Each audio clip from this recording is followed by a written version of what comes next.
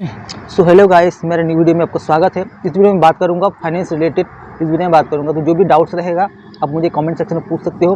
Next video जब भी आएगा तो सारा कमेंट्स का जो भी डाउट्स वगैरह रहेगा सारा डाउट्स मैं इस वीडियो में क्लियर करने की कोशिश करूँगा। तो अभी पहला चीज़ है कि जीरो डाउन पेमेंट क्या होता है। वैसा तो मैं जेन्युइन कोई भी बैनर से लगाता है ना, अब देखा होगा कहीं पर zero down payment no cost EMI, तो ये सब नहीं होता है।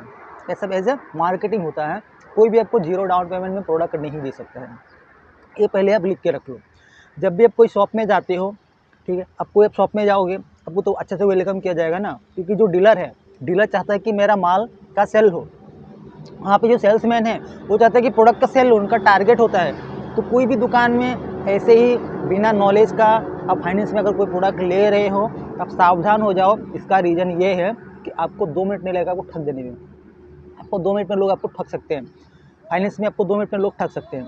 तो आपको अगर ठगना नहीं है तो वीडियो को पूरा लास्ट तक देखिए, कैसे आप ठगबाजी से बच सकते हैं। सबसे पहले अगर आप फाइनेंस में कोई फ़ोन लेने जा रहे हैं या फिर आईफोन कोई भी सामान आप फाइनेंस में लेने जा रहे हैं, तो सबसे पहले आपका मिनिमम एज 21 होना पड़ेगा। पैन कार्ड, आधार कार्ड लिंक होना पड़ेगा। ये हो गया आपका बैंकिंग सेक्टर का अकाउंट तो चाहिए। अगर अकाउंट नहीं भी है तो लोग क्या करते हैं, एयरटेल अकाउंट खोल के आपका लोन करा देते हैं। तो अभी अभी अब एक लाख का आईफोन है, पकड़ एक आईफोन लेना है आपको, 1.5 लाख उसका दाम है। आपके पास पैसा नहीं है, अब कहीं बैनर में देखे गया no cost EMI zero down payment available, मतलब ये आईफोन आपको बिना पैसे दे के आपको मिल जाएगा। आधार कार्ड दे दो, पैन कार्ड दे दो, अब शॉप में गए आपको आईफोन दे दिया। वैसा नहीं होता है। हम लोग का जो एज का क्राइटेरिया होता है ना, हम लोग नहीं, जो सेल्समैन होते हैं, जो फाइनेंस का जो लड़का होता है ना, वो पहले आएगा, आपको देखेगा क्या आपको जो आईफोन का जो लोन करके देगा ना, कि वो व्यक्ति एलिजिबल है कि नहीं। ऐसे आपको लोन करके नहीं देगा, ऐसे आपको आईफोन नहीं दे देगा। आपका पहले टेस्ट लेता है, एलिजिबिलिटी टेस्ट लेता है। आप शॉप में जब जाओगे अब उससे पूछेगा कि सर आप क्या करते हैं, तो मैं कुछ नहीं करता, दुकान है। तो दुकान है मतलब जब कोई जो बोलने का तरीका है ना, बोलने का तरीका से पता चल जाएगा आपका प्रोफाइल बेस क्या है, आपका इनकम क्या है। वो ना लड़का आपसे बात करते रहेगा, एकदम पकड़ लीजिए बहुत टाइम तक बात करते रहेगा। हाँ, आपका डॉक्यूमेंट दीजिए, पैन कार्ड दीजिए, अल्टरनेटिव नंबर दीजिए, अच्छा कौन सा बैंक है, और आपका मंथली इनकम कितना है। तो ये सब है ना डाटा वो ले लेता है। लेने के बाद में वो एक प्रोफाइल बेस बनाता है। प्रोफाइल मतलब समझ रहे हो ना, जैसे कि मेरा जो है, जैसे कि मैं जो वीडियो बना रहा हूँ, मुझे एग्जांपल ले लो, मेरा प्रोफाइल क्या है। मुझे बैंक 50,000, 1 लाख, 2 लाख, खूब से खूब को 5 लाख तक लोन दे सकता है। अगर मैं बैंक में जाकर बोलूँगा कि सर मुझे 100 करोड़ का लोन चाहिए, तो क्या मेरा प्रोफाइल 100 करोड़ का है? नहीं है ना, तो मुझे बैंक लोन नहीं देगा ना 100 करोड़ का। तो इससे फाइनेंस में भी होता है। तो जो कस्टमर आया है शॉप में, वो वहाँ पे देखता है कि ये एलिजिबल है कि नहीं, लोन के लिए एलिजिबल है कि नहीं। तो आया, डॉक्यूमेंट्स दिया, बात उत किया, तो प्रोफाइल बना लिया कि ये कस्टमर का इनकम है वो 15,000 का इसका सैलरी है। 15,000 का सैलरी में से ये बचा पाता है 2,000 आए, ऊपर से भिख मंगा जैसे आया है, जीरो डाउन पेमेंट में इसको आईफोन चाहिए। तो क्या करता है, ऐसा केसेस को रिजेक्ट कर देगा। जो मतलब वो जो आधार कार्ड, पैन कार्ड है, वो वहीं पे सिस्टम में मार देगा कि ये कस्टमर ये लोन के लिए एलिजिबल नहीं है। ठीक है, वो जो बजाज या फिर TVS, HDFC जो भी फाइनेंस है, वो क्या करेंगे, लोन को कैंसिल कर देंगे, आपको पता ही नहीं चलेगा। तो आपका एक एलिजिबिलिटी क्राइटेरिया होना चाहिए। अगर आप आईफोन लेने जा रहे हो, तो अगर आपका प्रोफाइल छोटा है तो आप डाउन पेमेंट लेके जाओ, तो आपका आईफोन मिल जाएगा। अब 1.5 लाख का आईफोन लेने जा रहे हो ना, अभी काम करो, 50,000 एज ए डाउन पेमेंट लेके जाओ।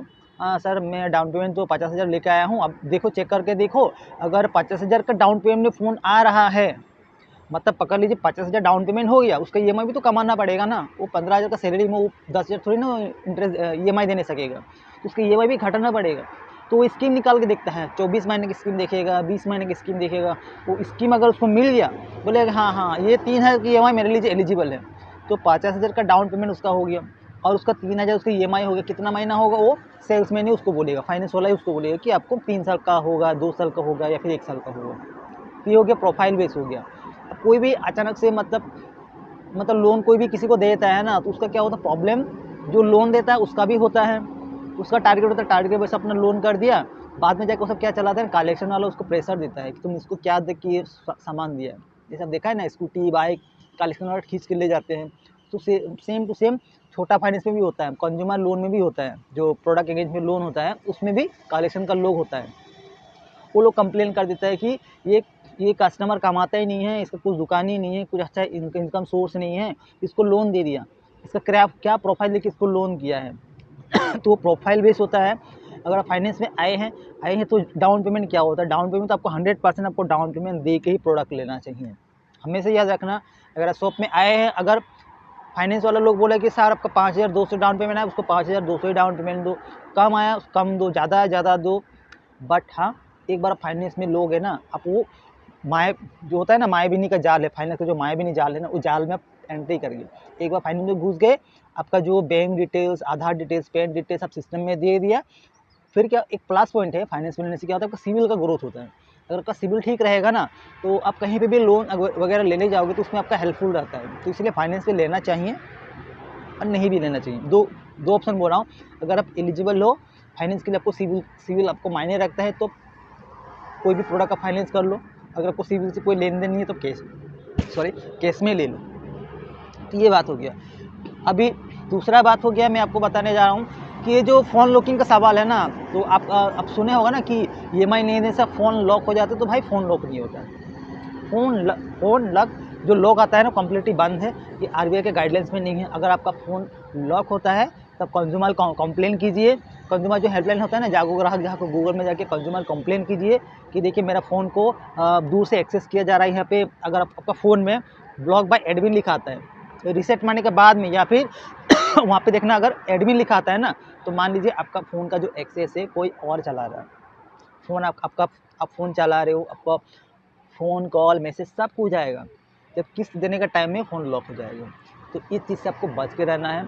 और जब भी आप फ़ोन लोगे, आपके पास में सील पैक फ़ोन होता है ना, सील पैक अपना आँख से खुला लेना कि आपको जो प्रोडक्ट दिया है दुकान से वो सील पैक है या नहीं है।